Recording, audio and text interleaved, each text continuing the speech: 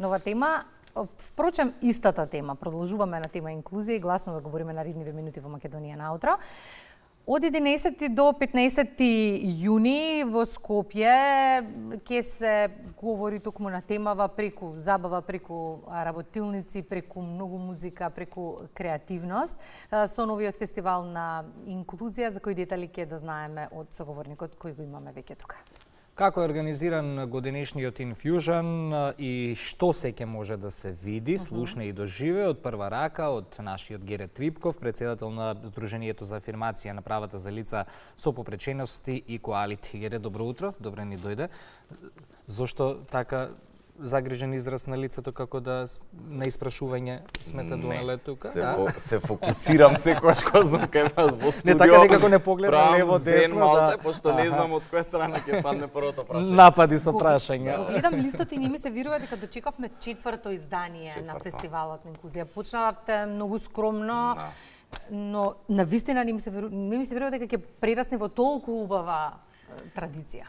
Не знам, јас сум човек кој деноноќно будно бдее над фестивалот и мислам дека веќе во четвртата година имаме трансформација, на целосна трансформација на концептот на фестивалот. Прво се ребрандираме оваа година, наместо да форсираме што премногу веќе и во медиумите и генерално во јавноста се говори за инклузијата, малце ќе направиме тоа да го изземеме од комуникацијата, сепак ние да го исполниме она што не е нашата цел. Фестивал на инклузија, првото издание се случи пред 4 години и беше еднодневен настан. Во аеродром беше? Во аеродром започнавме, потоа се преселивме во Кисела Вода и еве трета година таму, бидејќи ги имаме добрите домакини општина Кисела Вода и градоначалникот. Она што е карактеристично и што се промени во сите овие години, најверојатно тимот зад фестивалот, тогаш бев сам, па некако тоа одеше, меѓутоа тешко. Сега веќе сме повеќе, можеме да си дозволиме и поголема поддршка, нели, имаме и од компаниите, меѓутоа и од општините, од државните институции. Веќе почнуваме и меѓународна соработка, каде што на отварањето ги имаме скин дуото од Австралија и од Германија, каде што имаме лица со попреченост. Тој е перформансот кој што ќе биде доста ексклузивен настан во Театар Комедија на 11 јуни, меѓутоа верувам дека имате спремно уште за програмата. Имаме, ние се спремаме. Да не откриваме све во прва, да. Спремаме. Се почна со герила акцијата која ја организирате во Градски парк. Тоа беше перформанс каде што се покажа дека сме сите исти. Единствено нешто што не двои се зидовите што сами си ги поставуваме за било што низ нашите животи. Па генерално еве ако и погледнеме и ние лично на индивидуално ниво, мислам дека самите си создаваме некакви бариери до каде можеме, со што можеме, што ни е дозволено, што не ни е, па потоа и на децата го рефлектираме тоа, па на околината се рефлектира. Да, герила акцијата која што направивме во Градскиот парк пред 2 недели беше со цел да покаже на лице место дека реално само 20 на сантиметри не дели еден од друг, нели? Еве и од комшиите, од некој што ни е многу близок, си велиме добар ден, а не го познаваме човекот или комшиката. Целта беше од двете страни на зидот да прикажеме ситуација каде што лице со попреченост и без попреченост го живеат истиот живот, истите проблеми, истите предизвици во животот, а само тој еден зид ги дели. И тоа е толку лесно да се сруши. На крајот на перформансот символички некако ета го срушивме тој зид и лицето без попреченост преде кај Денис со една гушка и со една позитивна енергија, мислам дека го постигнавме цел. Во детали за перформансот ќе ни каже колешката Елизабета Кузмановска на второто линковско вклучување. Спомена уште во одговорот на првото прашање дека почна скромно со мал тим, сега веќе сте солиден тим кој што апсолутно знае што сака од целата оваа мисија. Дел од тимот е заедно со колешката Бети на второто линковско вклучување. Па ајде Бети, повели детали за перформансот, имаме и многу убав видеоматеријал кој што ќе ни ја раскаже целата приказна. Добро утро. Поздрав до гостинот и поздрав иако сум вклучена во оваа тема која што навистина еве и претходно зборувавме со Давид Стоилковски, треба да биде со низа настани, меѓутоа што почесто и скоро 365 дена да значат овие пораки. Добро утро, Давид. Добро утро и од мене. Веќе соговорникот во студио најави 4 фестивал од 11 до 15 јуни. Навистина герила акција, фестивал на инклузија, фестивал на спротивност и фестивал со големи пораки и фестивал кој што треба да помогне на оние што најмногу потребни. Да, така е. Имавме ние герила акција, која што беше пред некоја недела, која што беше на некој начин најавен чин за самиот фестивал, кој што ќе ни се одржи, како што кажавте, од 11 до 15 јуни со главна база во Кисела вода во паркот Македонија.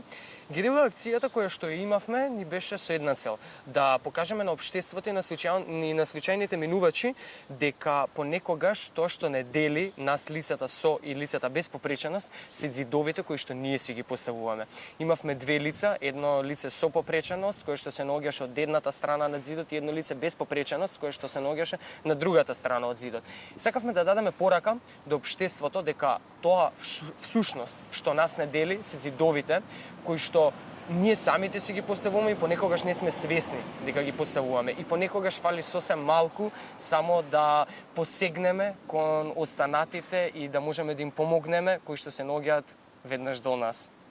Едно прашање. Кој прв ја бутна бариерата или ѕидот? Меѓу првите кои што ја бутна бариерата беа, да кажам, коментарите од случајните минувачи дека не треба да постојат тие ѕидови, а подоцна лицето без попреченост почна да ги трга циглите нели и на некој начин така нели преминавме кон лицето со попреченост за да покажеме соединување нели и заедништво на Од 11 до 15 да ги прераскажеме деновите што ќе се случи? Да, за деновите можам да зборувам со сати за програмата која што ја спремаме веќе неколку месеци. Ќе имаме повеќе од 30 активности кои што ќе ни бидат поделени во 5 фестивалски денови. Значи почнуваме на 11 со Infusion Perform, подоцна Infusion Perform односно ни трае среда и четврток 11 и 12, на 13 во петок имаме Infusion Art. Во саботата на 14 доаѓаме со Infusion Music и во недела ја завршуваме програмата со Infusion Games и со Infusion Sport. Програмата оваа година и активностите кои што ги имаме ни се отворени за сите категории на граѓани, за лица со и лица без попреченост, за најмалите, за младите, за повозрасната категорија, за бабите и за дедовците, така да буквално секој е добре дојден, особено тие кои што не гледаат во моментов, сите се добре дојдени.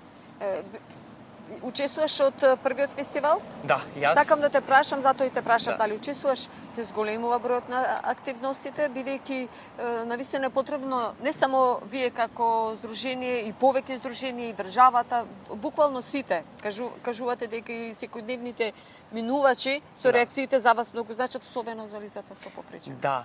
Вака, првиот фестивал на инклузија беше во 2022 година, каде што јас учествував како волонтер тогаш и можам да кажам дека да, зголемено е учеството нели на луѓето кои што сакаат да се приклучат како дел од фестивалот и на оние нели кои што доаѓаат како гости на фестивалот се лица без попреченост, но сепак мислам дека треба уште многу да работиме, треба уште многу нели да се бориме за тоа, да ги срушиме тие бариери и тие стигми кои што постојат за жал во општеството и се надевам дека за некоја година ќе можеме да пратиме една многу голема порака до општеството каде сите ќе бидеме заедно вклучени. Што е првично, бидејќи сте на секаде? Да. На отворено, затворено, во институциите, надвор од нив, што е она што треба да порачаме не само на државата, за сите? Што е најнеопходно за нив? Најнеопходно за лицата со попреченост е тоа што не треба ние да правиме некои невозможни работи за тие да бидат нели задоволни. Ние треба само едноставно да им ги приуштиме основните човекови права кои што ги имаме ние лицата без попреченост, како што се право на слобода на говор, право на движење, право на општествен живот, некој базични работи, некои основни работи кои што за жал ние во општеството нели не им даваме толку многу значење, но сепак сметам дека доколку тие некои основни работи им ги приуштиме на лицата со попреченост, дека ќе имаме многу подобра иднина. Одлично. Давид, ти благодарам за директното вклучување во утринската програма. Навистина на 11 фестивалските денови сакам да ви поминат и ви посакувам прво добро време. Се надевам и јас. Бидејќи ќе биде на отворено за да се одржат сите настани како што треба и да бидат во полн сјај и како што кажавте да имаат одлична порака. Да, така е. Ви благодарам уште еднаш. Благодарам Студио. и вас. Благодариме, Бети. Одлично да дополнување на сето ова што го говориме и со Гере овде во студиото 3 на МТВ. Ја споменавме Герила акцијата и символиката на истата, но она што сакам дополнително да го прашам, се однесува на нашите граѓани без попреченост. Нели мислиме дека живееме два различни светови, а живееме апсолутно во еден ист свет и треба да знаеме дека разбирањето и поддршката едни кон други треба да е двонасочна улица, затоа што многу често сите луѓе кои што ги гледаме, а се без попречености, имаат многу лични битки за кои малкумина знаат. Дефинитивно. Сите од нас, како што кажавме, ете и Герилата беше на некој начин отсликување на нашите животи, дека живееме во истата зграда, сме соседи, не дели еден зид, меѓутоа не се познаваме доволно, нити па сакаме да се запознаеме и да се прифатиме. Тоа не е страшно да се запознае другиот, мислам дека напротив, добле сте во денешно време да се запознаваме и спознаваме преку секојдневие и рутина, она што се вели живот. Нели? Макар да отвориме некому врата утрото, се случува некогаш често луѓево да трчаат пред мене, да ми отворат врата, јас ги изненадувам, јас им отварам врата, да речеме. Тоа е нешто што е најобичното, нешто што може да го направиме на сите, независно од тоа дали имаме попреченост или не. Она човечко чувство, длабоко чувство, благодарност за животот, благодарност за секој ден, мислам дека од тука потекнува силата на сите и од таму потоа се префрламе на тоа подготвеноста да ги прифатиме и другите да ги разберат. Гере, слушнавме и во разговорот на колешката Кузмановска за богатата програма, што се ќе се случи во овие неколку дена, но би сакал да се задржиме на некои детали кои што програмата ја прават покарактеристична од изминатите години и поуникатна. Одлично прашање. Ние си велиме дека фестивал на инклузија, Infusion, не само обичен фестивал. Зошто не само обичен фестивал? Заради тоа што прво спојуваме во 5 денови 5 различни области. Го поделивме фестивалот да немаме све да е побркано, туку го делиме секој ден и нудиме богата програма во рамки на секој фестивалски ден. Имаме перформ, театар, уметност, музика, гейминг и спорт. Тоа е една работа. Втора работа, сите наши настани се пристапни за лица со колички. Значи тоа го немате, претпоставувам, на никој настан во Македонија, кој што е од културен карактер. Трета работа, внесуваме активности кои што се специфично и дадени за уште помала група на луѓе, како лицата со оштетен слух. Нашите концерти, музички концерти на маркантни млади уметници, оваа година се отвараме за младите бендови и младите изведувачи, нормално надополнети со искуството на оваа година со Петар Младеновски, ќе имаме панел дискусија, па ќе им објаснуваме како е тоа да си во музичката индустрија, како да ја градиш кариерата и потоа имаме и од нивна страна и исто така концерт. Но она што е битно е дека сите концерти ќе бидат толкувани на знаковен јазик. Значи тоа е нешто што е специфично, тоа е нешто што е карактеристично и што до сега се нема случајно. Се има случајно на поедини песни кај нас, меѓутоа ние гарантираме дека од оваа година натаму сите концерти ќе ги преведуваме на знаковен, односно ќе ги толкуваме на знаковен јазик. И трета работа што исто карактеристично, внесуваме тивки дружби во Кафуле и тоа ќе се случува секоја година на различни локации, каде што ќе зборуваме преку молчењето. Години наназад говориме и во утринската програма на оваа тема. Целта е секако да допреме до секој граѓанин, до секоја институција која што треба да придонесе во процесот на вклучување на нашите сограѓани со попречености. Го чувствувате ли тоа во пракса и колку овој тип на настани почесто, доколку се случуваат, ќе придонесат во намалување на, односно поместување на бариерите и уривањето на границите? Ја чувствувате ли во моментов инклузијата во пракса, во секојдневното функционирање? Мислам дека се повеќе. Тоа треба да го кажат и другите граѓани. Нажалост, во руралните средини веројатно го немаме тоа ниво на инклузија кое што го посакуваме. Не и се, продолжуваме да работиме на тоа поле. Културата е еден од елементите кои што сите нас не спојува. Сите сакаме концерт, сите сакаме да поидеме на некоја убава представа, сите сакаме, не знам, да отидеме на некоја креативна работилница, сите сакаме да играме игри, независно дали друштвени или не. Дефинитивно имаме поместување. Јас би сакал, а и го гледам тоа од нашата заедница, дека не сметаат веќе за се порелевантен фактор во општеството. Оваа година имаме и други проекти, влегуваме во образование, култура и социјала, каде што ќе носиме експерти од странство и каде што ќе ги разменуваме искуствата во тоа поле.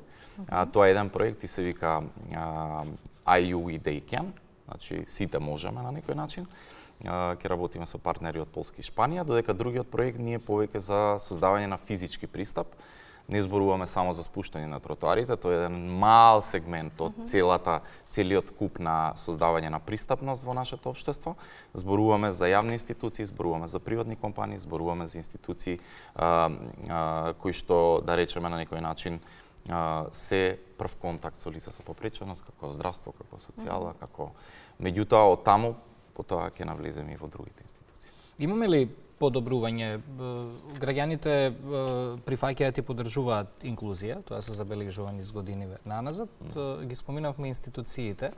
Секоја година кажуваме и алармираме што треба да се промени таму, но како стоиме со работата на терен, работата на дело?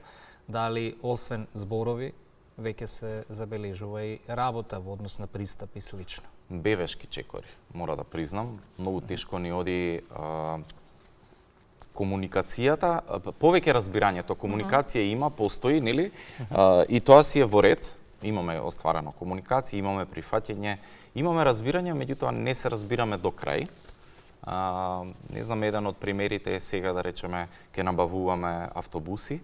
Јас многу би посакувал, ние испративме и официјално барање до премиерот, до министерот Александар Николовски, до градоначалничката Данела и секако до директорот на ЈСП да се внимава при набавка на новите автобуси, заради тоа што претходно во претходните набавки се испостави дека тие рампи немаат долго одржување, се расипаа сензорите и повеќе лицата со попреченост не можат да се движат. Мислам дека тоа е едно од прашањата, значи не е тоа единствено, меѓутоа е многу битно. Слободата на движење кај лицата со попреченост им ја дава целата слобода и независност што би можеле инатку да има. Апсолутно, но ова не е единствено наш проблем.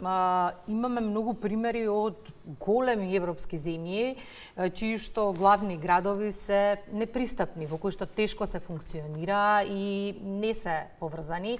Франција мислам дека е една од државите. Која држава е најинклузивна или најмногу напредува на оваа тема? Зборувам за европските, да не одиме подалеку. Број 1 Австрија. Добра. И тоа на светско ниво. Значи број 1 во секоја смисла.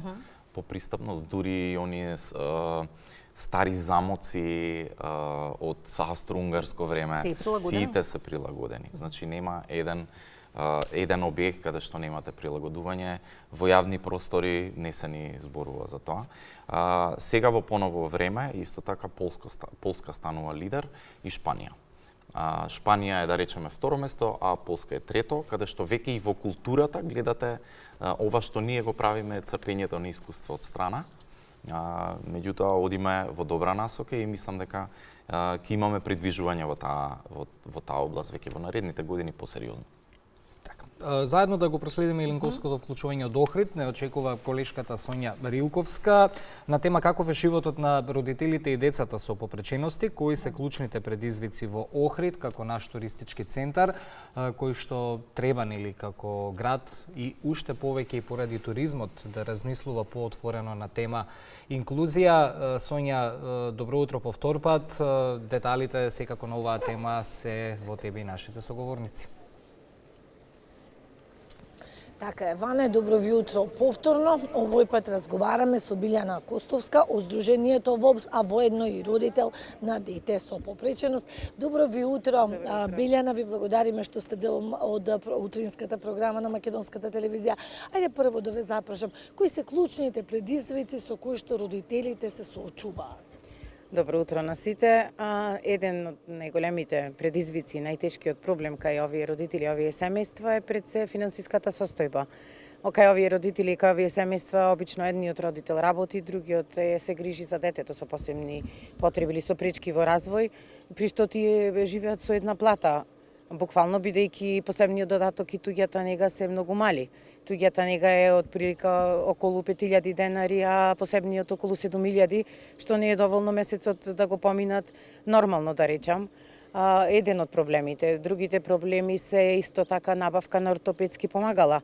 Кај нас се многу оскудни во Македонија. Инвалидските колички се еднонаменски за еден вид на церебрална парализа, каишите за церебрална парализа, ортопедски помагала за капење, за седишта за во кола за инвалиди и ред други препратни работи кои што не ни се достапни или се премногу скапи, па се набавуваат од странство. Па сте приморани да ги набавувате од странство. Исто така и лековите кои што родителите ги набавуваат, ги нема, па ги набавуваат од странство. Многу е тешко кога ги нема овдека. Сакала Билјана да ве прашам и во однос на можностите за движење слободно низ градот. Дел од децата се во колички. Каква е престапност? Оди напред, во тој поглед градов оди напред, општинава се труди да излезе во пресред, но ние имаме преки секогаш прво совесната на граѓаните е недоволна, тротоарите се секогаш паркирани со возила, ние не можеме да поминиме тука со количките. Исто така се злоупотребуваат инвалидните паркинзи, кои што се наменети за инвалиди, а се паркираат возила без ознаки за инвалиди. Апело мој до граѓаните е совесноста нивна да проработи, дека многу нас не се потребни тие паркинзи. Ние секогаш брзаме или сме со децата во кола, да не се паркираат, бидејќи колку и да се трудат општините и државата, ако ние самите не сме свесни, џабе е све. Билјана, неодамна среќа е што вашето здружение има едно убаво катче за згрижување на децата со церебрална парализа. Да, од веќе сега се зголемивме, станавме дневен центар и од денеска официјално почнува со работа и дневниот центар.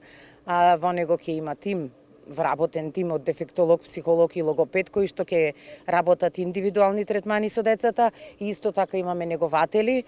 Во дневниот центар имаме негователи за помош и нега во домот.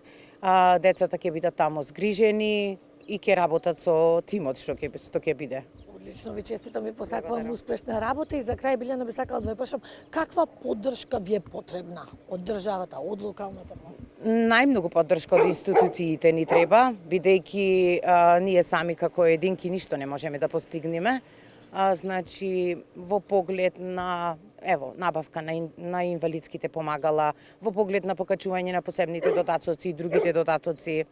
Исто така, еден како пример ќе дадам, доколку еден нормално семејство може да си дозволи возило од 5-6 евра, кај нас, за да земиме ние возило, ни потребно рампа. Тоа возило кошта од прилика околу 20.000 евра, што во никој случај не можеме да си го дозволиме. Тука државата може да помогне со некои ослободувања. Исто така, лифториите во болниците да ги прилагоди, за да можат инвалидите непречено да се движат по спратовите, а не да ги носат во раце. Рампите да не се стрмни, да се со прилагодена висина. Во тие работи, исто така во странство има, државата им помога на инвалидите да ги опремат становите за нивните потреби. Има многу работи кои што можат да ни помогнат, да. Билјана, ви благодарам многу што бевте дел од утринската програма. Посакувам во некое следно вклучување да разговараме дека се подобруваат овие работи, дека имаме поголема пристапност, но и дека расте свеста кај граѓаните. Ване, Да, Сонја, благодариме за ова линковско вклучување. Гере, слушнавме со какви предизвици се соочуваат и лицата од Охрид. Во Скопје ситуацијата е една. Во другите градови, верувам, борбите треба да бидат уште поголеми, за разлика од тоа што се извојувани битки до сега во Скопје. Супер, ќе го поврзаме ова со Infusion, бидејќи би сакал од петото издание натака Infusion да се пресели во другите градови. Одлична идеја. Така што ќе имаме начин како нашите другари и другарки да ги соединиме преку оваа прекрасна иницијатива и да продолжиме од таму натаму. Секако дека во рамки на сите овие проекти кои што ние ги работиме имаме и конкретна соработка со градоначалниците и општините и се повеќе ги сензибилизираме за овие прашања, бидејќи мислам дека тоа е првиот чекор пред да влезете вие со промените, заради тоа што некои луѓе дури не се информирани какви се потребите. Едноставно од тој живот што го водат, да речеме, еве и градоначалниците, од тој брз живот понекогаш забораваат да чујат за битни прашања на оваа категорија на луѓе. Ние сме посветени на ова, значи ќе работиме. Имаме, доброто за нас е што веќе сме релевантен фактор за нив. Постојано ни пишуваат луѓе и од други градови кога имаат некаква потреба. Ние имаме и форум на сајтот за кој што еве ги охрабрувам сите наши да влезат на equality.agency, да кликнат на категоријата форум, каде што можат да развијат и дискусија за тоа, каде што ќе споделуваме мислења, каде што ќе се поддржуваме и ќе си даваме совет. И во тие мали чекори кои што ги споменавте, големи за заедницата, се и пливањето, скијањето, кошарката, за кои што видовме дека изминатиот период има навистина многу голем интерес. Многу од нашите граѓани решија работите да ги земат во своји раце и навистина да си го направат животот многу поубав. Да, дефинитивно. Се сложувам, се повеќе лица со попреченост се охрабруваат да имаат некаква спортска активност, да внесат некаква можеби и адреналин, меѓутоа и да се чувствуваат на некој начин исполнети преку спортот. Да, тоа зема замав, кој имаме тимот на кошаркари кој што продолжи да работи, веќе имаат неколку проекти во регионот. Имаме 2-3 лица кои што скијат во седечка положба, ситски се вика тоа, меѓу нив сум јас. Нажалост не најдов време овие 2 години, иако оваа година имаше снег. Меѓутоа од сите тие уврски кои што ги имав, не појдов на скијање. Меѓутоа да, и следно што би сакал да се случи е тенисот во колички. Не знам, може го имате она популарно видео видено со Џоковиќ, како го седнува еден од прваците во количка, па он од другата страна, па пробуваат. Џоковиќ буквално не се ни помести, пошто тоа е, значи, вештина, тоа се тренира. Не можете вие веднаш да седнете во колички, тоа го знаете. Меѓутоа, да, спортот е еден од работите кои што прво ги исполнуваат тие лица, им создава некаква активност, а при тоа им дава значење во средината кај што живеат и ги охрабрува да продолжат понатаму живот. И знаев дека одлично пливата, дека супер скијата, дека сте одличен кошаркар, не знаев дека толку добро возите автомобил. Ване, тоа е нешто што ќе го видиме утре. Да, ќе го видиме утре во Македонија. Наутро, Гере, благодариме за гостувањето во утринската програма. Секако ќе го следиме фестивалот и по завршувањето со впечатоците и со материјалите, видеа и фотографии да ни бидете повторно гости. Благодариме многу на вашата чест како и секогаш. Поздрав до сите гледачи на МТВ. Уште еднаш покана од 11 до 15 јуни во Паркот Македонија како база, меѓутоа и на 4 други локации. Заследете на социјалните мрежи, имаме и вебсајт, така да ќе бидеме во контакт доколку имаат прашања, може да ни се обратат. И за крај Тони Зен во една песна вели сите сме исти, микроорганизми, некои само се со лоши, некои со добри мисли. Така и да останеме. Само така треба да си се делиме, бидејќи дефинитивно лошите мисли не можеме кај луѓето, кај некои луѓе да ги промениме, но да владее доброто. Да владее балансот, да владее балансот. Но доброто да се издвојува секогаш, тоа нека ни биде целта. Ќе благодариме за гостувањето. Фала ви на вас. Музика, Тони Зен, дел од програмската понуда и вести во 9.